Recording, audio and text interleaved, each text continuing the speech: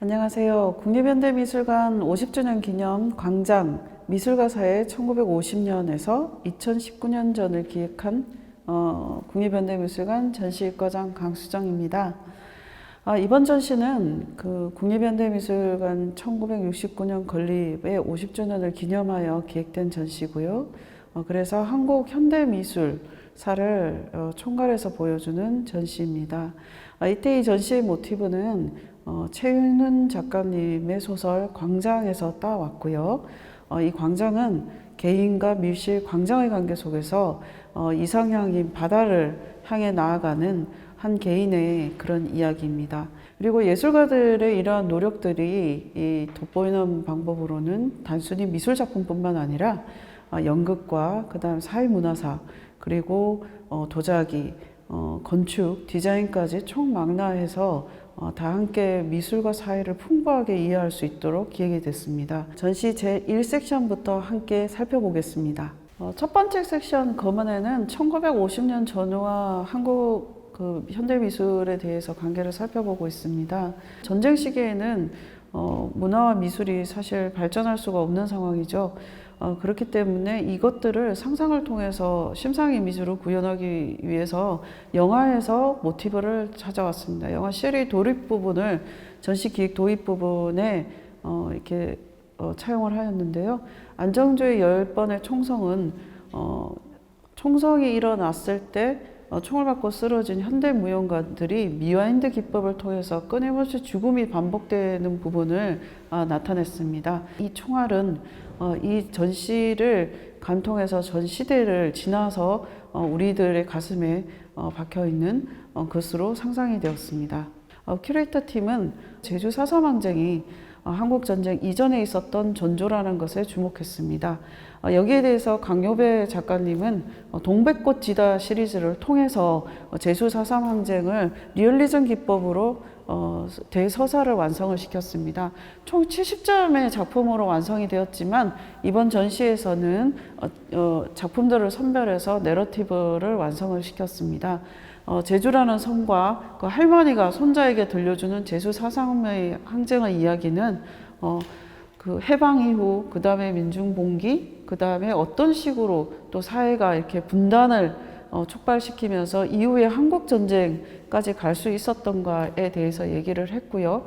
뒤편으로 보시면 이재욱 작가님의 레드라인을 통해서 전쟁 이후에도 끊임없이 이 그어져 있는 우리의 무의식 속에 그어져 있는 레드라인을 표현을 했습니다. 한국전쟁 당시에 창작된 작품을 살펴보겠습니다. 김성환 작가의 6.25 스케치인데요. 이때 이 작업을 한 김성환 작가는 19살 청소년이었고요. 당시에 전쟁 한가운데에서 그 전쟁의 참상에 대해서 스케치로 기록을 하게 되었습니다. 이 아이는 자라서 고바우 영감을 그린 만화가가 되었습니다. 이 섹션에서 가장 심상 이미지로 전쟁을 표현한 작품은 김구림 작가의 태양의 죽음이라고 하는 작품입니다. 동시대 연대에서 창작된 작품은 아니지만 한국 전쟁에 우리가 상상할 수 있는 절망과 어두움을 가장 잘 표현한 작품으로 선보이게 됐고요. 이 작품과 마주보고 있는 작품은 베트남 전쟁에 대한 작품입니다. 아시아에서는 두 번의 커다란 전쟁이 있었고 경제와 정치 모두 사회에 영향을 준 이 두 개의 전쟁은 바로 한국 전쟁과 베트남 전쟁이었고 한국군이 베트남에 파병이 되었기 때문에 이번에는 이런 시각적으로 연결시킬 수 있는 구조로 마주보게 하였습니다. 특별 섹션으로 넘어갔을 때 한국인이 가장 사랑하는 두 명의 작가이죠. 박수근과 이중섭 작가님이십니다. 피난 이후의 삶을 그려낸 작가들이고 그 다음에 서민적이고 또 그 당시에 공공한 그 상황에서도 상상력을 발휘하면서 많은 주옥 같은 작품을 남긴 작가님들입니다. 그러나 그 당시 한국 사회는 구직의 문제와 그 다음에 다양한 미국 문화가 유입이 되었고 전쟁 때문에 군사재판이 열리던 시절이었습니다. 그래서 이 섹션에서는 이 두 대가의 작품이 창작되는 시기에 대해서도 사진작품을 통해서 보여지고 있습니다. 전범태 작가님의 결정적 순간에 군사재판을 받는 어머니에게 걸어 나오는 아이의 그림과 미국 문화를 통해서 소비 문화가 발전하면서 아프레 거리라고 하는 이 여성의 모습들이 반도 갤러리죠. 반도 갤러리는 최초의 갤러리인데 우리 박수건 작가님이 화랑에서 작품을 판매하면서 힘든 생활을 꾸려나가던 곳이기도 한데요. 이것들이 이 섹션에 다 모여서 1950년대 이후 한국 사회를 설명해주고 있습니다.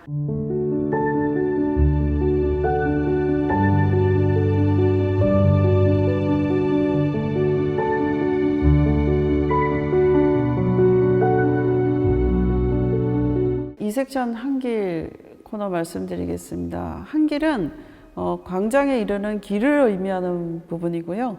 아시아에서는 광장이라는 개념이 없었습니다. 우리들은 모두 길 위에서 만나서 이야기를 하고 길을 통해서 헤어지고 이랬던 것이죠. 근데 1950년대 이제가 끝나고 60년대가 들어왔을 때는 미국 그 원조 경제 영향력과 4.19 혁명, 그 다음에 군사 쿠데타의 실현으로 이어지던 시기였습니다. 미국 문화의 영향으로 한국 미술도 추상미술이라는 개념이 도입되기 시작하는데요. 거기에 첫 번째 추상 활동으로 보면 신조영파라고 해서 이 추상이 시작이 됩니다. 이분들의 추상 작품 중에서 제일 대표적인 작가로는 유영구, 김한기 선생님을 말씀드릴 수 있습니다. 이번 전시에서는 김한기 작가님이 어디서 무엇이 되어 다시 만나랴는 작품을 대표작으로 선보이고 있는데요. 특히 그 김한기의 다랑아리와 김한기의 청아매병을 같이 보여주고 있습니다. 이 작품을 이렇게 보여주게 된 이유는 이러한 추상 활동을 하면서 이 시기의 선생님들은 그 전통에 대해서 기반을 해서 이렇게 작업을 한 것들에 대해서 저희는 주목했습니다. 그래서 김한기 다랑아리, 김한기 청아매병이라는 이 얘기가 붙어 있고 일부인 덕수궁 전시에서 실제로 이 항아리가 등장하는 작품이 걸려 있기도 하지요. 이 부분에 대해서 이제 의문을 제기하고 연구를 해봤을 때 추상미술을 하면서도 왜 이런 전통적인 부분과 끊임없이 연관을 시키려고 했었고 미의식을 여기에서 길어왔을까라고 봤을 때 이 당시에는 육아교육, 즉 할아버지를 통해서 아버지나 집안에서 이제 한학교육이 있었던 시대라는 것들을 찾아낼 수 있었습니다. 이를 통해서 추상미술을 접하더라도 아시아 철학의 그 심도 깊은 영역과 함께 이 추상미술이라는 그 시대의 개념하고 연관이 돼서 이러한 그 대표적인 작품들이 창작될 수 있다는 것을 말씀을 드리고 싶었고요. 그것을 우리가 확인하는 과정, 시각적으로 확인하기 위해서 이렇게 도자기와 예술작품을 함께 선보이게 됐습니다. 4.19 혁명에 가장 열정적으로 반응을 한 청년 작가들의 작품을 살펴보겠습니다. 그 당시에 청년 작가들은 뜨거운 추상이죠. 형태가 없는 추상의 뜻이라는 앵프로메이라는 유형의 작품들을 창작을 했고요. 그것은 바로 국전, 기성세대에 대한 문제 제기를 하기 위해서 이러한 작품을 창작을 했습니다. 이 혁명의 열정은 예술가들에게도 이런 식으로 영향을 미쳤고요. 작가들은 대형 추상 작품을 지금 덕수궁 미술관이 있죠. 덕수궁 벽에 걸면서 벽 동인전을 통해서 전시장을 벗어나 거리에서 작품을 그는 형태를 통해서 그 시대의 정신과 함께 예술이 어떤 식으로 표현을 했는가를 나타내 주고 있습니다. 그 앞에 보시는 이 조각들은 기존에는 목조각이나 아니면 돌을 가지고 이제 조각을 했었는데 산업화가 되면서 철이라는 이 매체가 조각에 나타나게 됩니다. 김종영 선생님의 작품은 가장 대표적이자 초기 작품으로 많은 영향을 미쳤다고 할 수 있습니다. 이러한 산업사회가 진행됨에 따라 한국 사회는 다시 한번 문화적으로, 사회적으로, 경제적으로 큰 변화를 겪게 됩니다. 그러면 우리는 계단을 올라가서 한번 1970년대에 우리 경제와 사회가 어떻게 변화하면서 미술에 영향을 끼쳤는지 살펴보겠습니다. 국가 주도의 개발은 우표에서 도시계획까지 영향을 미치게 되는데요. 실제로 새마을 운동은 김지원 작가님의 회화 작품에서처럼 우표나 수입 인증을 통해서 끊임없이 시각 이미지로 국민들 삶 속에 뿌리를 내렸습니다.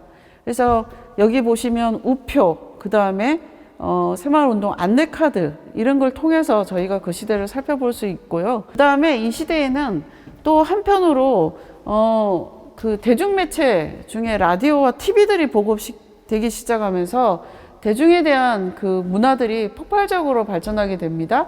외화들이랑 그 다음에 드라마 이런 것들이 굉장히 많이 생산되고 그 당시에 이제 어른들의 얘기를 들어보면 한 마을에 TV가 있는 그 집에 가서 모두 다 함께 TV를 시청했다 이런 많은 또 이야기들이 나오기도 하죠. 이 TV와 라디오가 보급되면서 광고 문화도 굉장히 함께 발전하게 되는데요. 김학연 작가님이 남기신 오비맥주 카렌다를 위한 사진 촬영을 이번 전시에 가지고 와 봤습니다. 여러분들이 보시면 오비맥주에 이 선전을 하면서 다양한 포스트들을 우리가 살펴볼 수 있습니다. 김학연 작가님은 이 시리즈의 30점 정도의 작품을 창작을 하셨는데 큐레이터 팀이 선정한 작품은 바로 이러한 작품들인데요. 그 이유는 무엇이냐면 아시겠지만 아직도 한국인이 가장 사랑하는 기호품을 중심으로 저희가 선정을 했습니다. 맥주, 그리고 치킨, 치맥이죠. 그 다음에 라면하고 소주 이런 식으로 해서 이 전시를 통해서 이 삶이란 것들이 시대를 간통해서 우리의 관심을 가지고 있는 이러한 문화적인 키워드는 무엇일까라는 것에 대해서 여러분들에게 함께 얘기하고자 하는 부분입니다. 이쯤에서 한번 저희가 여의도 광장 모형도를 한번 살펴볼까요? 전시 전체적인 전망을 보면서 아까 말씀드렸듯이 아시아에서는 길의 개념으로 사람들이 모였지 광장이라는 것은 없었다. 광장은 사실은 유럽의 개념입니다. 근데 5.16 광장이 지금 여의도 광장으로 변하는 시기도 이때입니다. 이 모형은 여의도 광장에 대한 그 당시의 모형이고요. 이러한 이상적인 모형으로 그 건축 쪽에서 건립이 되었다가 지금 여의도 광장으로 변한 것이죠. 그래서 이번 전시에서는 이 모형을 만들어서 보여드림으로써 한국에서 만들어진 최초의 광장의 모습을 함께 살펴보고자 하였습니다.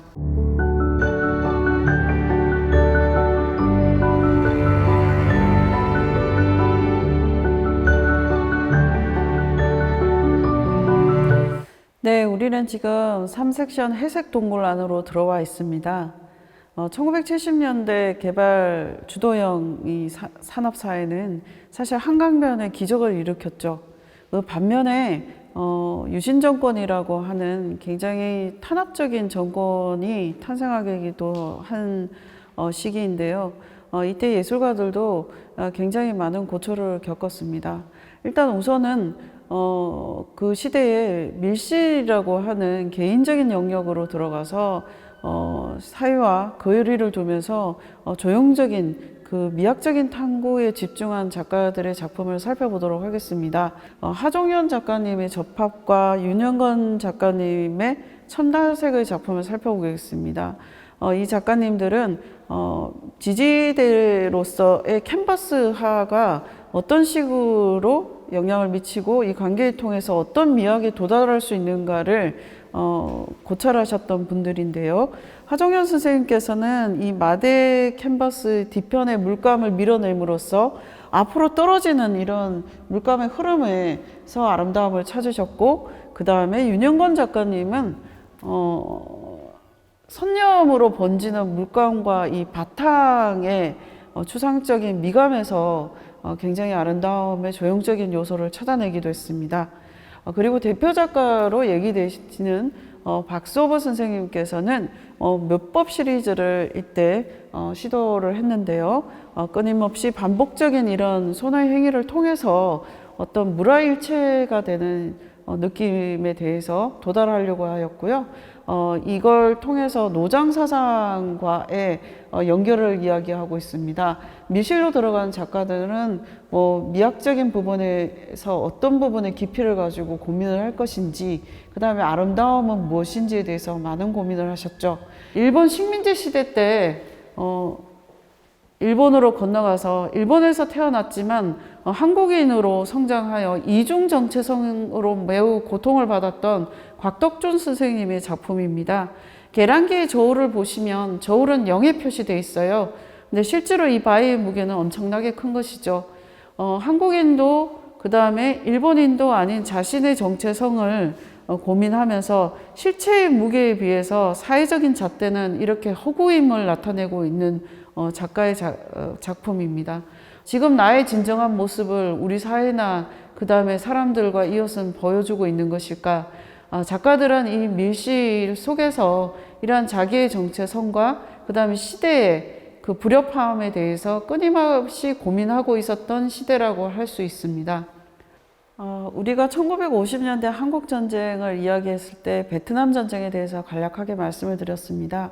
이 전쟁에 대해서 우리는 작가들은 어떤 식으로 전쟁을 바라보았는가에 대해서 관심을 가졌습니다. 베트남 전쟁 시기에 창작된 한국 작가의 작품과 베트남 작가의 작품을 비교해 봄으로써 이것을 살펴보기로 했었는데요. 베트남 작가의 작품은 아미 아티스트라고 해서 전쟁 중 직접 작품을 그려낸 화가들의 작품들을 모아봤습니다.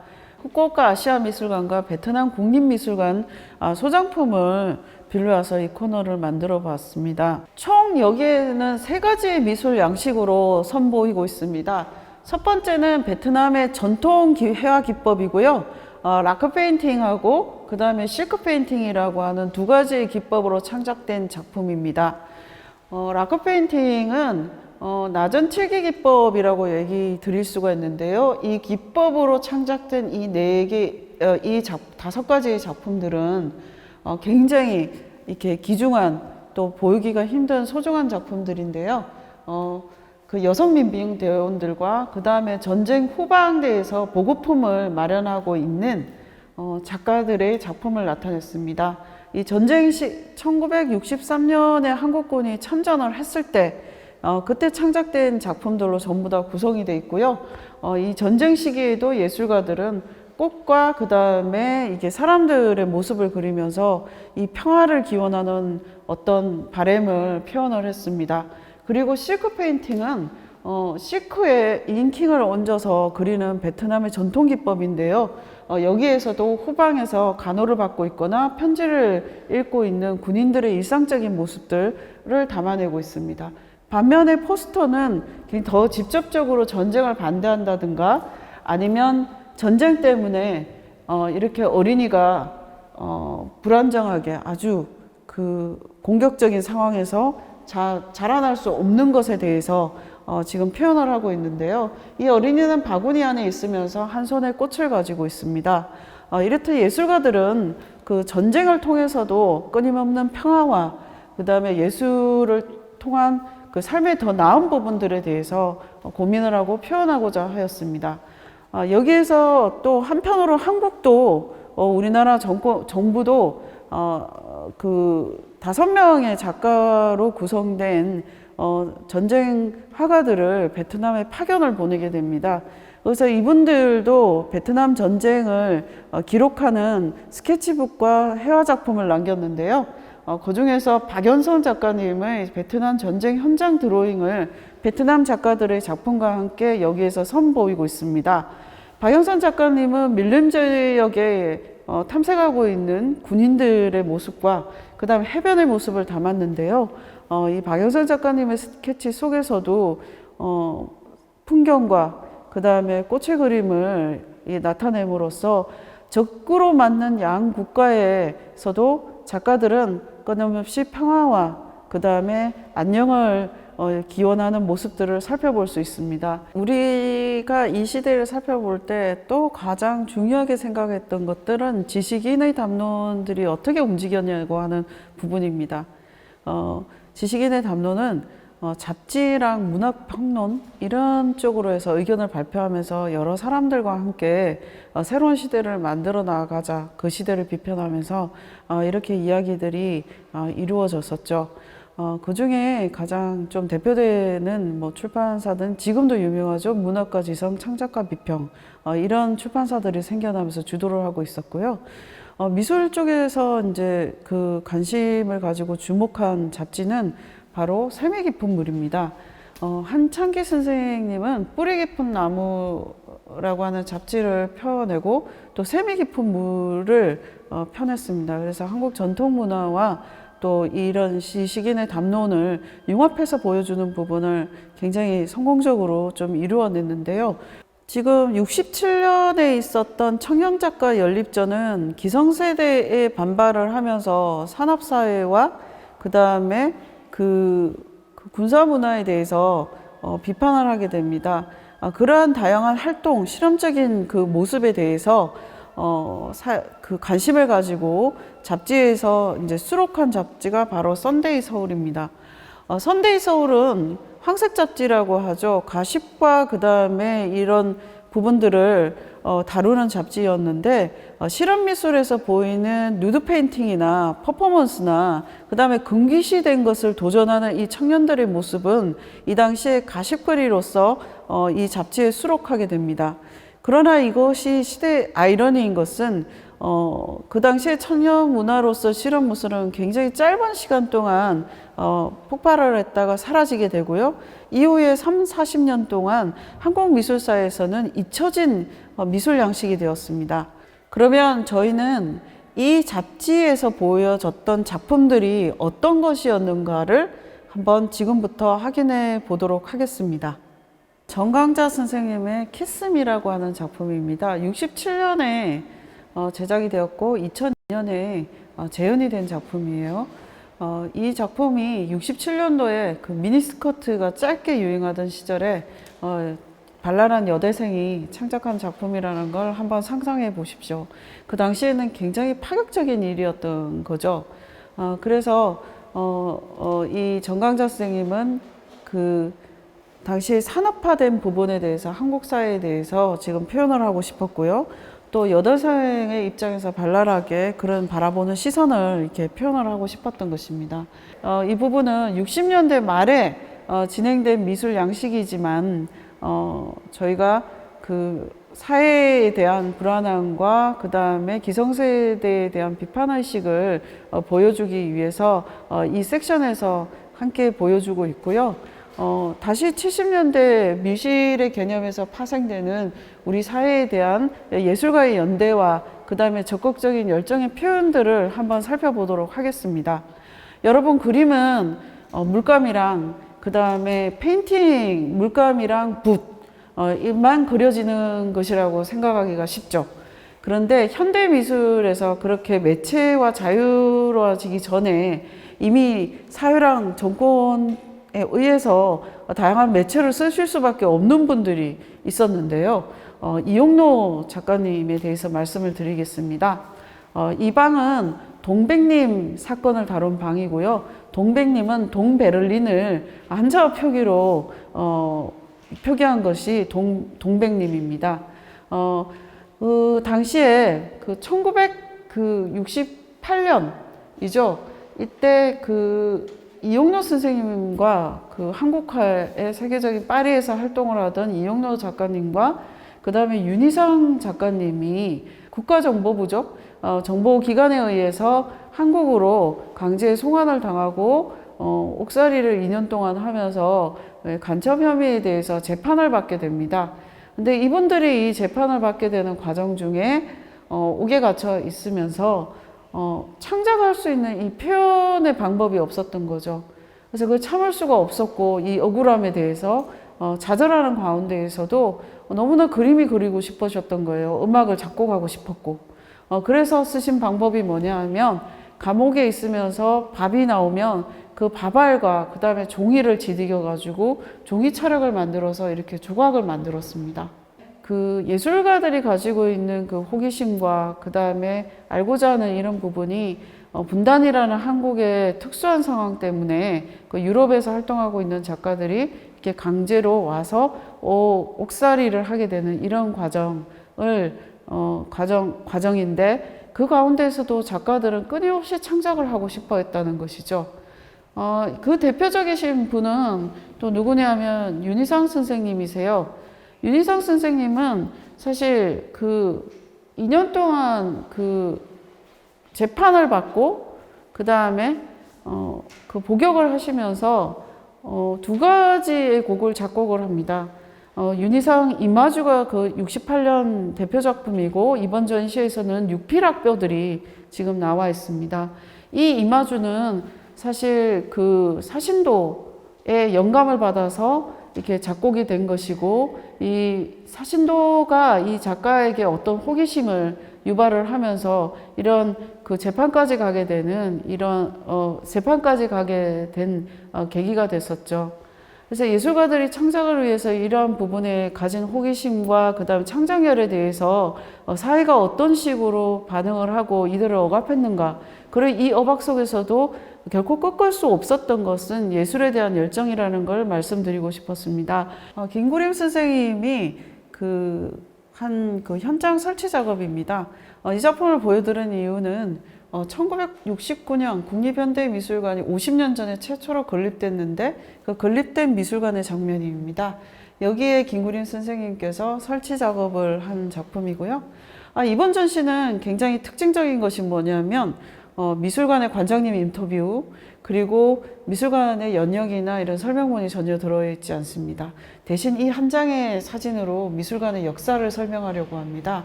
국립현대미술관은 예술가들과 이런 예술작품과 함께 우리 사회에서 함께 왔던 것이죠. 자, 그러면 그 하나의 이제 현장으로 저희가 김구림 선생님의 작품 세계로 넘어가겠습니다. 김구림 선생님이 작업을 하셨던 60년대 말과 70년대 초는 동양방송국에서 선생님께서 이렇게 분장을 하시고 이런 활동을 하셨습니다. 그래서 바디 페인팅과 그리고 이 여성분들과 함께 이런 현대적인 감각의 작업을 하시는 아주 실험적인 작품을 하셨고요. 김구림 선생님하고 같이 활동을 하시고, 그 다음에 독자적인 작품 세계를 꾸준히 구현을 해오신 이승택 선생님의 작품입니다. 상파울로 비엔날레에 출품한 작품인데요, 70년대. 그때는 사실 지금처럼 해외여행을 다닐 수가 없었던 시대예요. 그래서 작가들이 해외의 사조를 유입해서 안다든가 아니면 내 작품이 해외 전시에 참여한다든가 하는 점은 대단히 중요한 일이자 또 힘든 기회이기도 했습니다. 그 당시에 한국 작가들이 상파울로 비엔날레나 파리 비엔날레에 참여하면서 국제적인 상황과 함께 조응하기 아주 드문 기회지만 했었습니다. 이승택 선생님은 바람의 흐름이나 이런 부분들을 이런 노끈의 천을 통해서 이렇게 표현을 해서 나타나셨고요.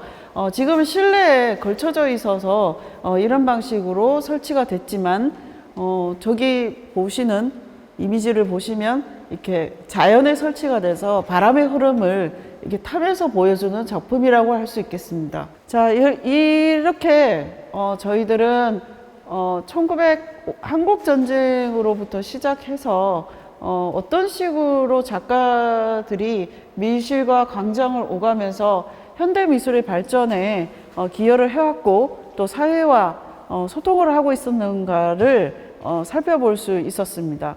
그러나 지금 또 한 번에 가장 강력하게 광장에서 만나 나가면서 자신의 얘기와 생각을 밝혔던 미술의 양식, 민중미술이라고 하죠. 이분들의 이야기와 작품을 살펴보러 이동하겠습니다.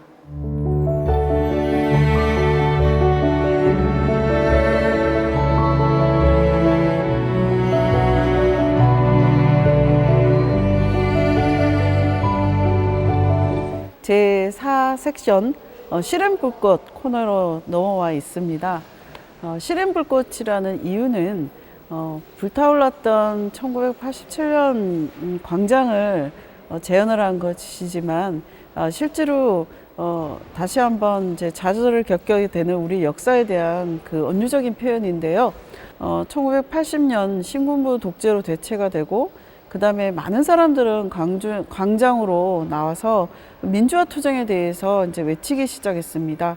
1980년 광주 민중항쟁은 돌이킬 수 없는 상처가 됐고요. 87년 박종철 열사와 이한열 열사의 어린 청년들의 죽음에 사회는 분노하면서 1987년 100만 명이 모이는 민주화 광장이 우리 사회에 열리게 됐습니다. 이때 미술계 쪽에서도 현실과 사회에 대해서 더 이상 외면할 수 없다. 미술도 여기에 적극적으로 발언을 하자. 그 다음에 실천으로 이것을 보여주자는 현실과 발언 운동이 시작이 되었습니다. 이 운동들을 통해서 작가들은 우리나라의 상황들을 알리고 비판하고 또 전통 문화까지 다시 한번 살펴보는 미술 운동으로서 민중 미술 운동을 시작하게 되었죠. 제 뒤에 보이는 이 걸개는 당시에 창작된 한여리를 살려내라는 대형 걸개 작품을 시민들과 학생들과 함께 창작했던 최병수 작가님께서 789 노동자 대투쟁을 기념하면서 노동자 투쟁도라는 걸개로 창작된 작품입니다. 압도적인 비주얼로 이 광장을 보여주게 되었는데요. 이 광장을 구현할 때 우리는 영화에서 많은 영감을 받았습니다. 천만 영화라고 하죠. 1987년하고 택시 운전사에서 영감을 받아서 이 거리를 재현하면서 당시에 굉장히 택시로 쓰였던 기아 브리샤와 그 다음에 이 걸개 그림을 함께 배치하는 방식을 썼고요. 87년 광장을 열었던 그 비극이었죠. 이한열 열사가 현장에서 신어서 현장에서 벗겨졌던 신발이죠. 그 타이거 신발을 지금 설치를 하였는데요. 이 타이거 신발은 공산품으로서 수명이 다 해서 사실은 다 부서진 것이었지만 김겸 컨설베이터가 보존 처리를 하시면서 다시 이렇게 되살아났습니다. 이 운동화를 설치한 것은 이렇게 예술이라는 것들이 그 사회에서 상처받거나 부서진 것들을 직접 손으로 이렇게 복원을 하면서 상처를 어루만지고 그 다음에 그 힐링을 하면서 다시 한번 사회와 예술의 관계가 어떤 것인가를 보여주는 소중한 오브제로서 여기에 설치되게 되었습니다. 이런 것처럼 87년의 광장은 단순히 거리에 함성만이 있었던 것들이 아니라 많은 예술가와 그리고 또 시민들이 만들어낸 열정이기도 했고요. 그 열정의 결과물로서 최병수 작가님의 걸개 작품은 작가 혼자만의 창작품이 아니라 작가 외 35명의 시민과 학생들로 창작된 작품이라는 레이블에서 그 시대를 저희는 다시 한번 살펴볼 수 있겠습니다. 자, 제 뒤에 이 작품 보이시나요? 민중미술의 양식을 전형을 이룩했다라고 평가를 받고 있는 오윤 작가님의 칼로레라는 작품입니다. 오윤 작가님은 판화 작가로 굉장히 유명한데 이번에는 이제 기존에 발굴되지 않았던 작품을 처음 선보이게 되는 자리인데요. 당시에 민중연이라고 해서 민중 작가님들은 우리가 다 함께 신명나게 놀이하고 같이 즐기고 이런 가운데에서 현실에 대한 것들을 함께 고민하기를 원했습니다. 민중연희의 춤이 있을 때 그 뒷배경으로 쓸 수 있는 작품으로 이 작품을 창작을 하셨고요. 이런 작품들이 이번 전시회는 3점 선보이게 됩니다. 이기현 작가님이 소속되어 있었던 그림패 두렁은 민중미술 후반기에 좀 더 민중에게 다가가자라고 하면서 노동 현장과 이런 농촌에 직접 가서 창작을 했습니다. 그렇기 때문에 이 두런 그림패의 그림은 소실이 되어서 지금 찾아보기가 굉장히 힘든데 창립 멤버인 이기현 작가가 창립 전에 있었던 작품을 잘 가지고 계셔서 이번 전시에 이제 최초로 공개되게 됐는데요. 이 부분도 여성 노동자의 삶에 대해서 굉장히 자세히 그렸는데 이 그림의 특징은 뭐냐면 여기에 등장하는 모든 인물들이 실존 인물이라는 것이죠. 이 여성 노동자의 그 가족 사진과 결혼 사진, 그리고 아이들을 돌보는 이 고충에 대해서도 얘기를 하고 있고, 전태일 열사죠. 그 노동운동의 첫 번째 분신을 하면서 이 사실을 알린 이분들 이야기가 다 녹아져 나와 있는 글입니다. 특히 오른쪽이 인상 깊은 것들은 이 여성 노동자들이 생각하는 이상적인 노동의 세계에 대해서 그려놓은 것이고, 그 다음에 그림이 더 이상 뒤로 물러설 곳이 없어요라고 하는 부분인데, 절벽 끝에 내몰려 있는 이들의 세계에서 사실은 우리가 추구해야 될 삶들은 어떤 것인가를 구체적으로 그림으로 나타내고 있습니다. 제가 이 그림을 자세하게 설명하는 것은 작은 그림이지만 1980년대에 창작됐던 걸개 그림이나 공동 창작의 방식을 압축적으로 보여주는 도상이기 때문이기도 하고요. 그 다음에 이러한 그 이야기 그림 서술을 통해서 사람들과 소통하고 전달하려고 하는 것들은 놀랍게도 불화에서 그 영감을 받아서 모티브를 가지고 왔습니다. 탱화 그림에서 가지고 온 전통가의 맥락에서 보여진 것들이고요. 그 민중미술의 하나의 흐름은 우리의 그 아까 말씀드렸던 오윤회에서 말씀드렸던 것처럼 신명이라든가 민족 전통 연희를 계속 현대적으로 다시 되살려 오려고 하는 것들과 불화에서 나오는 탱화의 기법들을 현재의 그 현실과 연계시켜서 보여주는 것들까지 해서 다양한 매체와 방법을 통해서 다시 한번 새로운 미술 양식을 창작해야 하려고 했다는 점을 지금은 좀 주목해야 되는 부분이기 때문에 말씀드렸습니다.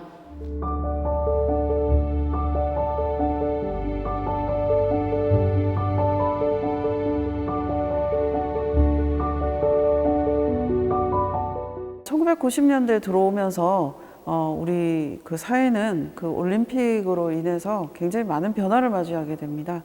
그 세계화와 그 다음에 국제화가 우리 사회에 일어나게 되고, 여행이 자율화되면서 해외여행이 많은 이제 교류와 그 다음에 새로운 시각들을 서로 마주보게 되는데요. 그 대표적으로 보여지는 작품들이 신세대 미술이라고 하는 최정화, 이불 선생님들의 작품이라고 할 수 있겠습니다. 드라마로 유명한 응답하라 1994부터 시작해서 1988 시리즈로 굉장히 대중적으로 많이 알려져 있는 세대이기도 한데요. 이 작품은 최정화 선생님의 이 작품이죠. 여기서부터는 기존의 이 미술 작품이 직접 손으로 그리거나 아니면 거대한 서사를 통해서 나타나는 부분이 있었지만, 이때부터는 시장에서 사온 이런 오브제들이 작품으로 들어오게 됩니다. 우리는 시장에서 이 바구니를 살 수가 있는데요. 작가는 이미 만들어진 이런 그 오브제를 갖고 와서 조립을 하거나 아니면 붙여서 탑을 쌓기도 하고 하면서 이 트로피에 그 꼭대기 부분을 같이 설치함으로써 찬란한 21세기에 대한 추억들을 얘기하게 되는 것입니다. 한편으로 지금 이불 선생님의 작품, 이불 작가의 작품이죠. 사이보그나 노래방을 가지고 한 작품들인데요. 이 작품들 같은 경우에는 우리 한국인들이 가장 사랑하는 그 여가 생활이기도 하죠. 노래방에 대한 그 시대에 대한 작가의 감수성과 가요에 대한 어떤 해석들, 이런 것들을 살펴볼 수 있습니다. 놀라운 이런 성견 지명이라고 해야 될까요? 한 명이 들어가서 이렇게 노래하는 부분이 요즘 코리안 노래방하고 굉장히 많이 닮아 있죠. 그 다음 두 번째 저희가 굉장히 이 시대에 바뀌어지는 부분은 지금 이 전시장 밑바닥에 보이는 아주 작은 소 입자를 가지고 작업한 한짐 작가님의 작품입니다. 이 시대부터는 개인의 정체성, 개인이 가지고 있는 감수성, 이런 것들을 나타내는 시대가 이제 다가온 거죠. 그래서 예전에는 아주 아시아 철학이라든가 사회 발전이라든가 이런 부분이 굉장히 중요했다면, 이 시대부터는 개인의 발언과 개인이 바라보는 사회는 어땠는지를 새로운 매체를 가지고 미술에 대해서도 적극적으로 얘기를 하게 됩니다. 이동해 작가의 작품도 동일한 맥락에서 얘기가 될 수 있는데요. 여기 보면 아주 작은 그 방학숙제라고 하는 작품인데요. 점토를 가지고 작가가 이렇게 그 자리에 앉아서 이렇게 조각을 하고, 그 다음에 이것을 방이 너무 좁아가지고 이 작은 조각을 하면서 오븐에다 구워서 작품을 만든 거죠. 그러니까 개인의 사물과 또 개인의 경험들, 그 다음에 그 발전하는 그 광고, 이 상품이죠. 이것을 거리낌 없이 작품에 가지고 들어와서 이 시대에 대해서 반영을 하고 본인의 감수성을 나타내는 부분이 가장 큰 또 특징 중에 하나라고 할 수 있겠습니다. 그리고 난 다음에 우리는 또 한번 대중문화가 어떤 식으로 또 관람객들을 만나는지 미술을 통해서 살펴볼 수 있는 부분이 팝 아트라고 할 수 있을 것 같아요. 그 화려한 색감, 그리고 또, 그치없이 우리가 어린 시절에 봤던 만화에 대한 이미지들, 애니메이션에 대한 이미지들도 작가들은 차용을 해서 이렇게 보여지게 되는데요. 이동기 작가님의 아톰하우스는 굉장히 유명한 만화죠. 그 아톰을 이렇게 작가님이 다시 재해석을 해서 이 국수를 먹는 모습을 통해서 팝 아트라는 영역에 대해서도 확장을 하게 됩니다. 그 팝 아트의 영역이 한국화까지 이렇게 한국화까지 연결되면서 손동혁 작가의 코카콜라 라는 작품이 탄생하게 되는데요. 이 코카콜라는 조선시대 후기에 민화인 문자도에서 영감을 받아서 전통 회화 기법으로 다시 한번 이 시대와 함께 해석을 한 방식이라고 할 수 있겠습니다. 우리 이순민 작가님의 수영과 지형 이런 작품들인데요. 90년대에 가장 들어오면서 또한 큰 특징은 취미가 발생을 하게 되죠. 개인의 취미라는 부분도 굉장히 중요하게 얘기가 되면서 작가님은 캠핑이라든가 이런 부분들을 사진 작품으로 남깁니다. 이 사진 작품은 단순한 캠핑의 이런 취미를 얘기한 것들이 아니라 취미 생활을 통해서 이 가족의 관계들을 나타낸 것들인데요. 사진 영역에서는 이런 것들을 유형학적 사진이라고 얘기를 하고 있습니다. 그럼 이런 이 사람들의 관계들, 그다음 등장에 대해서 탐구한 작가들 두 분을 더 말씀을 드릴게요. 니키리 작가의 힙합 프로젝트라고 하는 작품인데요. 이 당시에 잘 아시죠? 스테지와 아이들을 통해서 가요사가 새로운 변화와 그 다음에 새로운 가요의 양식을 전형을 만들게 되게 됩니다. 저희가 즐겨 부르는 랩도 이때 만들어졌다고 할 수 있는데요. 한국형 랩이라고 할 수 있는데, 리키리는 힙합 프로젝트를 통해서 힙합을 하는 이 그룹에 들어가서 작가가 직접 같이 생활하고 그 다음 느끼는 것들을 이렇게 사진으로 남기게 됩니다. 여기 보이는 이 여성분이 작가예요. 니키리 작가입니다. 그리고 이때 굉장히 중요한 또 우리가 중에서 잘 얘기가 되지 않았던 아줌마라고 하는 이런 그 대중들의 모습이 다시 한번 좀 부각되는데요. 우리 오영건 작가님의 작품이죠. 아줌마라고 하는 부분은 이 가사 노동이나 이렇게 헌신적으로 이렇게 있으면서 부각되지 않았던 어떤 사람들의 모습을 이렇게 아줌마 프로젝트를 통해서 나타나면서 시대의 초상을 나타냈습니다. 아줌마는 불호사화전에도 등극될 정도로 새로운 세대로 이 시대에 굉장히 많이 또 이야기가 되었던 여성 서사의 또 중요한 부분을 차지하고 있습니다. 또 하나의 미술과 우리 그 전시는 미술과 또 사회의 어떤 연계고리 영역들을 사회문화사적으로 살펴보는 것들로 이제 기획이 되어 있는데요. 또 하나 사회와 미술이 가장 중요한 저점에서 만났던 것은 안상수 금누리 작가님이 90년대에 홍대 근처에 만든 전자카페입니다. IT 역사에서도 이제 인터넷 카페가 처음 생긴 것은 안상수 금누리 작가의 전자카페라고 얘기할 수 있을 정도로 중요한 기여를 했는데요. 이때 작가님들은 여기에 모여서 IT 공학, 지금은 굉장히 유명한 이제 벤처 기업을 통해서 그 프로그래머들이 되셨죠. 대표님이 되신 분들과 함께 여러 가지 실험을 했습니다. LA와 그 다음에 서울을 연결해서 팩스를 통해서 퍼포먼스를 한다든가 이런 통신 문화의 발전을 했는데요. 이 모뎀이 설치되어 있던 그 당시 많은 카페 중에 유령 카페였기 때문에 1호 인터넷 카페로 인정받게 되었다고 합니다. 이 전시에서 이 인터넷 카페를 설치하고 재현한 이유는 이후 인터넷의 급속한 그 발전으로 인해서 사람들은 가상현실에서 더 자유로운 만남을 하게 됐고, 이 가상현실에서 만나는 만남들은, 관계들은, 네트워크는 2000년대 들어오면서 새로운 광장을 형성을 하고 사회 진보에 기여하는 토대가 되었기 때문에 예술이 사회하는 기여한 부분으로 분석을 해서 이번 전시에 보여지게 되었습니다.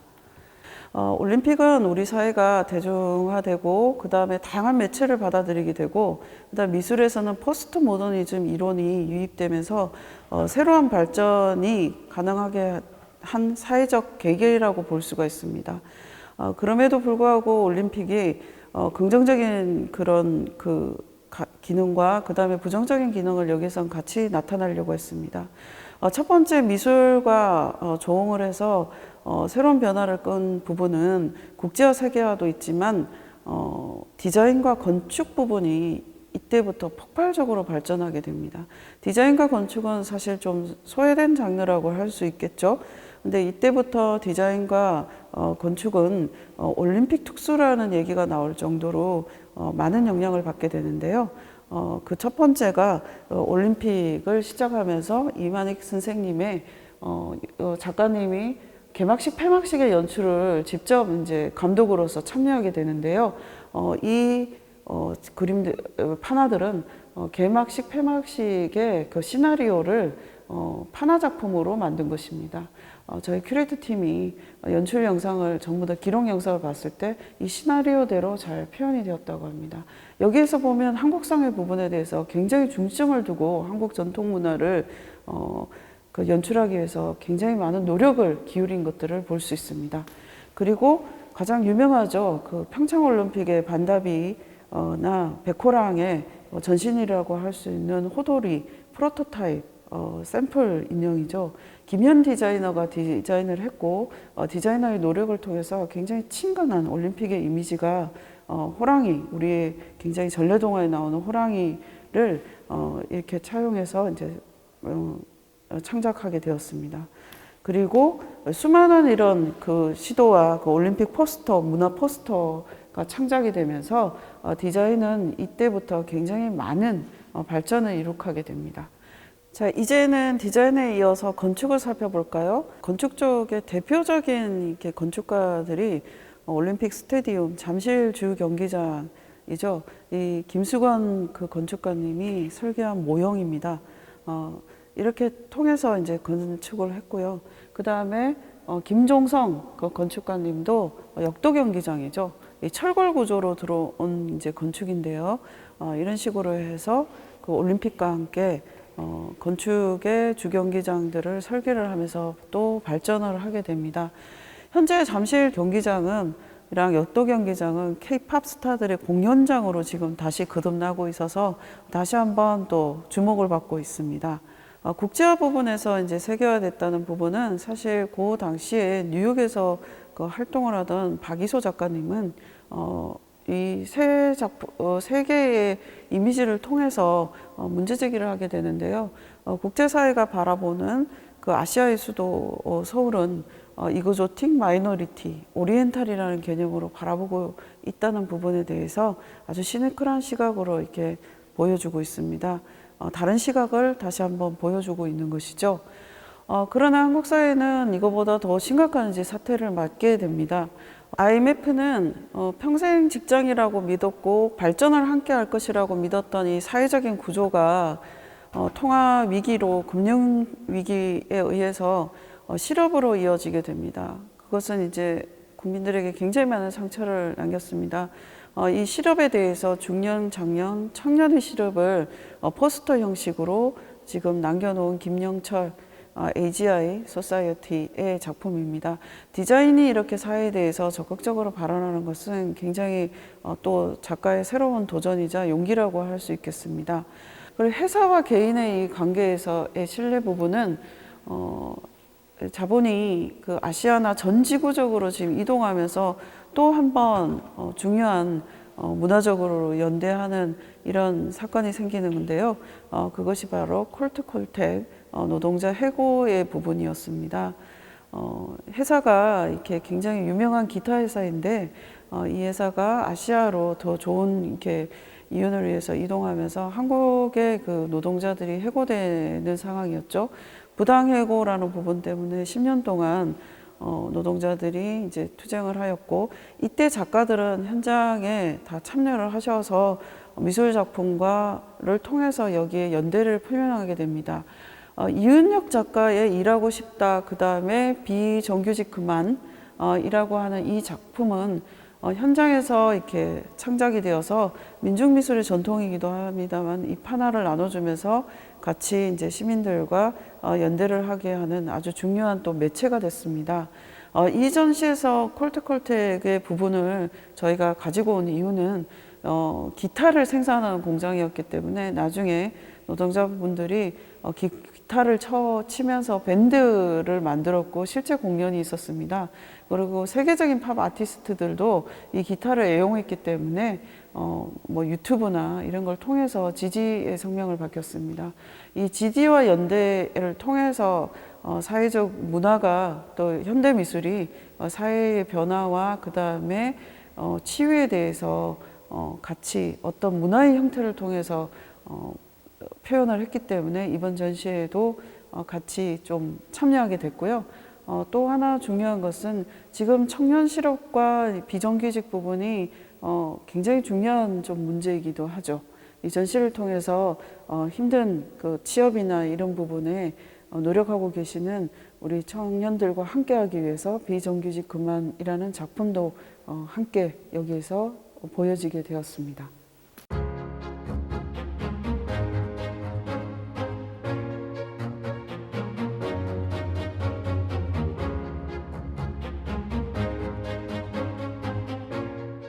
육섹션은 이제 가문빛 바다로 넘어오게 됩니다. 가문빛 바다는 이런 어려운 상황에서도 우리는 항상 이상형을 통해서 새로운 사회와 미술을 끌어나가려고 하는 그런 희망에 대해서 좀 이야기를 하고 싶었습니다.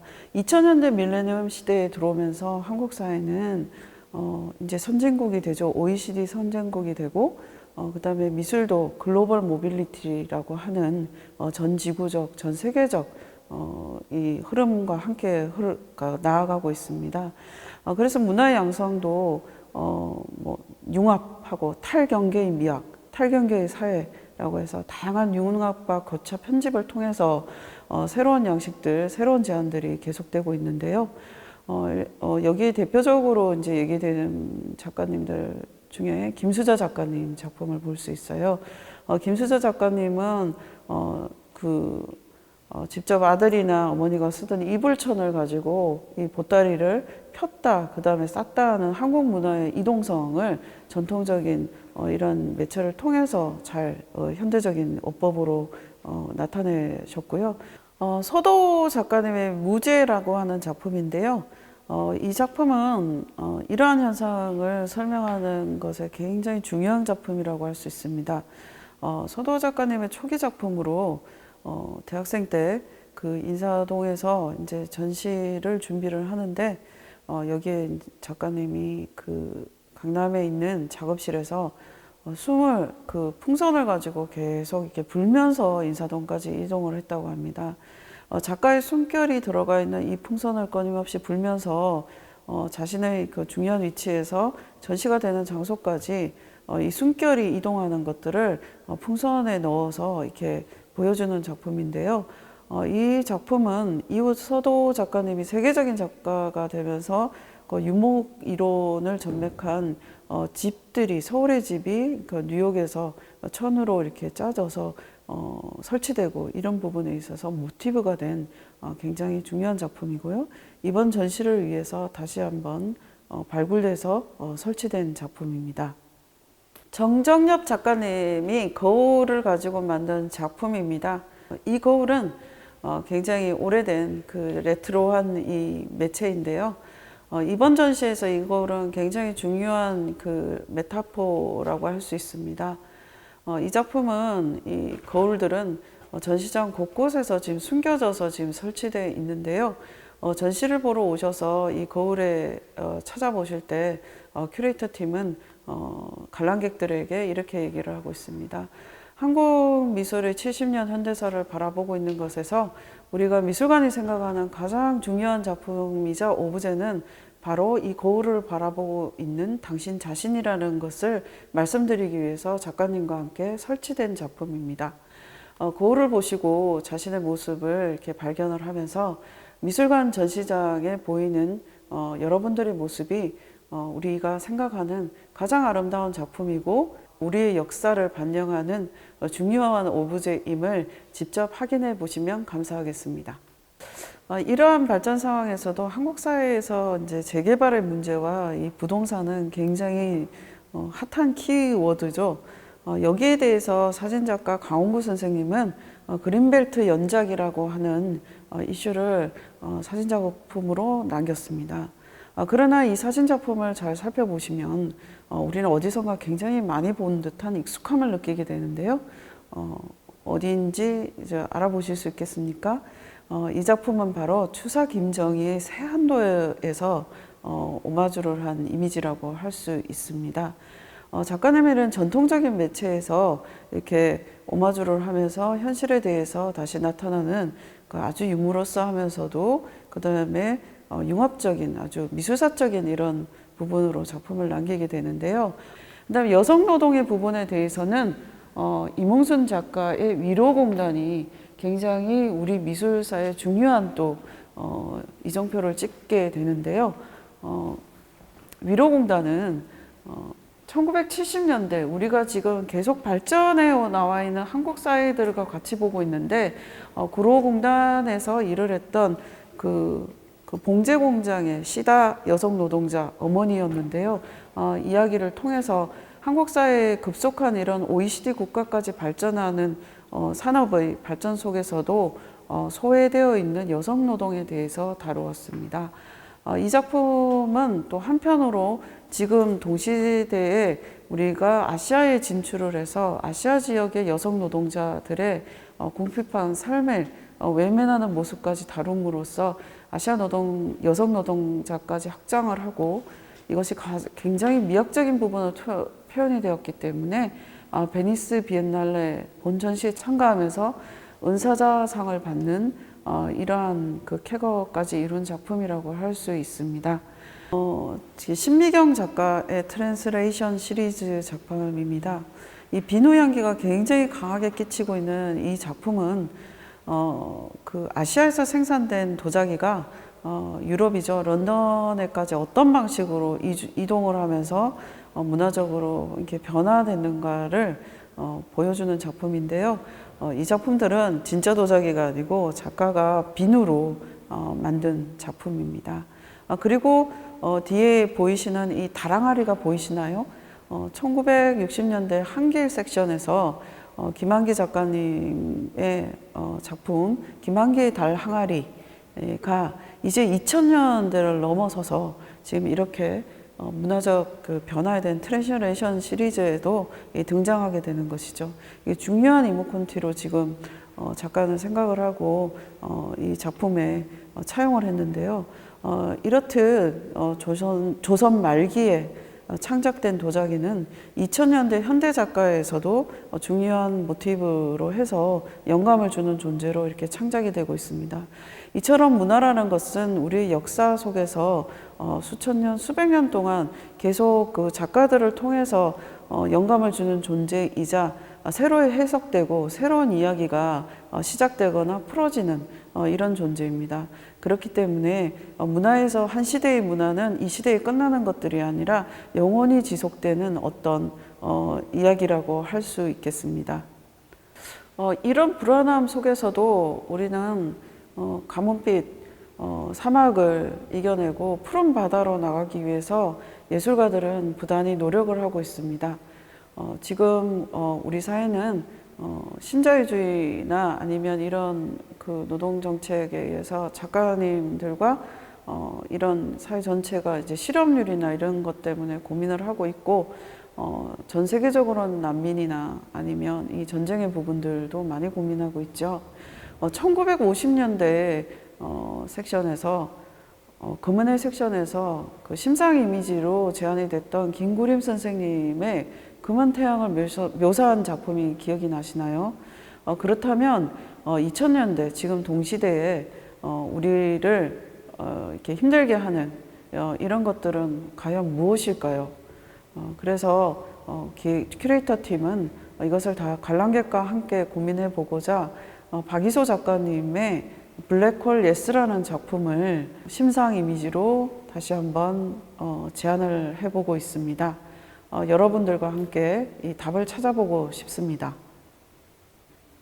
김성환 작가님의 템플 클레이 이 작품은 동시대 현대미술의 융합력 프로젝트를 가장 잘 보여주는 작품인 것 같습니다. 이 작품이 나타내고자 하는 주제는 1970년대 개발 독재 시대의 이야기인데요.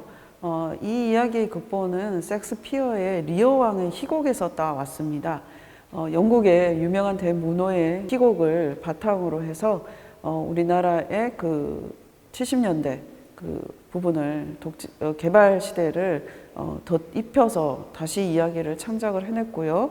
거기에 이제 퍼포머들이 이것을 해석을 해서 퍼포먼스를 하는 장면을 미디어 아트로 담아낸 것이죠. 이러한 이제 시도와 이를 통해서 굉장히 훌륭한 조형적인 작품이 탄생이 되었는데요. 이러한 이야기와 창작의 방식들은 지금 동시대의 그 시대와 그 다음에 텍스트와 배경을 넘나들면서 창작하고 상상하고 그렇게 해서 또 미디어 작품으로 남겨지는 부분이 가장 큰 특징적이라고 할 수 있겠습니다. 제 뒤에 보이는 이 거대한 동상은 김홍석, 김소라 작가님의 만성역사 증후군이라고 하는 작품입니다. 만성역사에서 증후군은 이 우리 거리나 아니면 학교나 이런 공공장소에서 세워진 동상들 중에 일부만 이렇게 잘라와서 또 다른 모습의 동상을 만든 것입니다. 베니스 비엔날레에 출품이 되어서 많은 관심을 받았던 작품인데요. 이 작품을 통해서 이제 예술가는 소외되었던 그 사회에서 시민들과 백성들을 되살려내고 여기에 대한 희생에 대해서 감사하는 마음을 전하고 있습니다. 그래서 보시면 굉장히 우스꽝스럽고 계기스러운 모습으로 이 영웅의 동상들이 보이지만 사실은 우리 역사와 그 다음에 사람들을 바라보는 따뜻한 시각이 지금 숨겨져 있는 것을 알 수가 있습니다.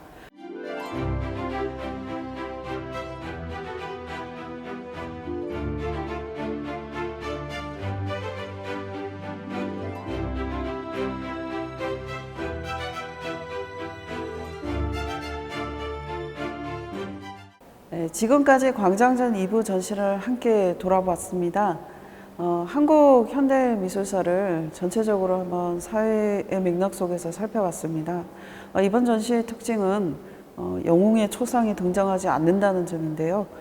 이것은 바로 미술관이 69년에 건립이 돼서 지금까지 여러분들과 함께 왔기 때문에 여러분들이 주인공이라는 의미에서 수많은 여러분들의 모습이 미술 작품 속에서 혹은 거울 속에서 변주되거나 확인할 수 있도록 기획이 되었습니다.